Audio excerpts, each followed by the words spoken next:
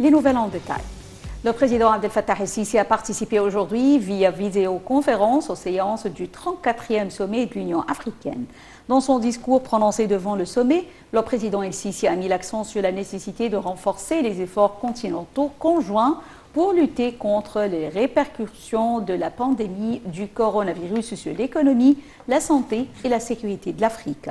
Le président el-Sisi a également évoqué le rôle vital du processus de réforme institutionnelle, financière et administrative pour le progrès de l'Union africaine, ainsi que la nécessité de poursuivre le développement de l'infrastructure continentale en tant qu'une étape indispensable pour parvenir à l'intégration souhaitée, en plus d'activer la zone de libre-échange continentale.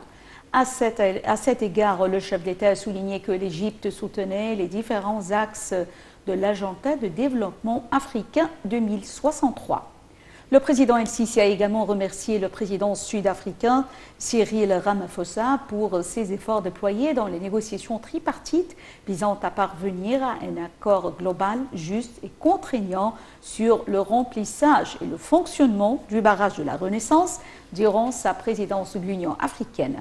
Il a également exprimé sa confiance dans la capacité de l'Union africaine sous la direction du président congolais Félix Tshisekedi à faire avancer les efforts pour parvenir à l'accord souhaité tout en tenant compte des intérêts des parties concernées et de la préservation des droits de l'Égypte dans l'eau du Nil.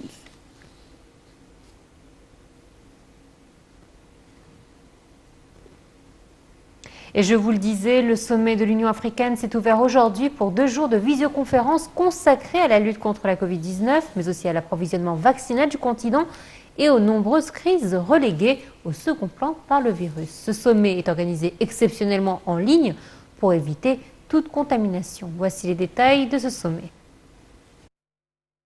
Le sommet de l'Union africaine a débuté aujourd'hui pour 2 jours de visioconférence. Covid-19 et conflits sont au programme de ce sommet virtuel.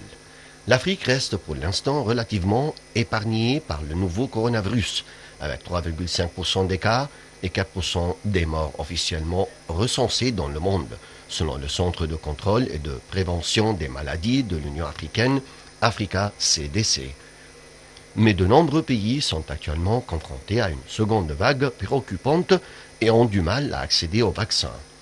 Et les leaders africains se montrent de plus en plus agacés face à la course effrénée actuellement en cours dans laquelle ils ne peuvent pas lutter à armes égales. L'enjeu est énorme, à raison de 2 doses par personne.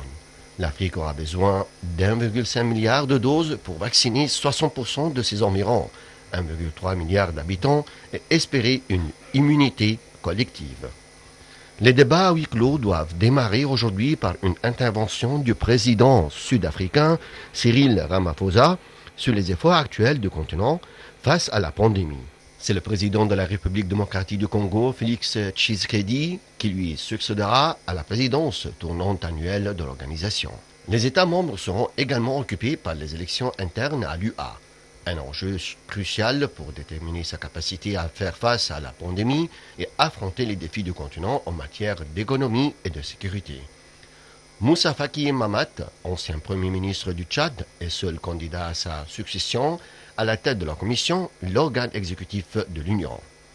La crise au Tigré, qui secoue depuis 3 mois l'Éthiopie, pays qui abrite le siège de l'UA, fait, elle, partie des dossiers les plus sensibles. Ce sommet coïncide également avec l'annonce d'une nouvelle politique diplomatique des États-Unis par Joe Biden qui souhaite renouer des liens avec les institutions multilatérales comme l'UA.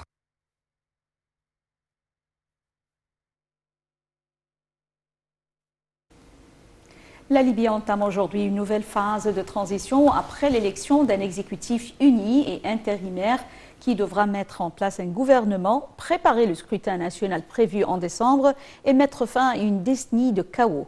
L'Égypte a salué cette mesure et le choix de l'autorité exécutive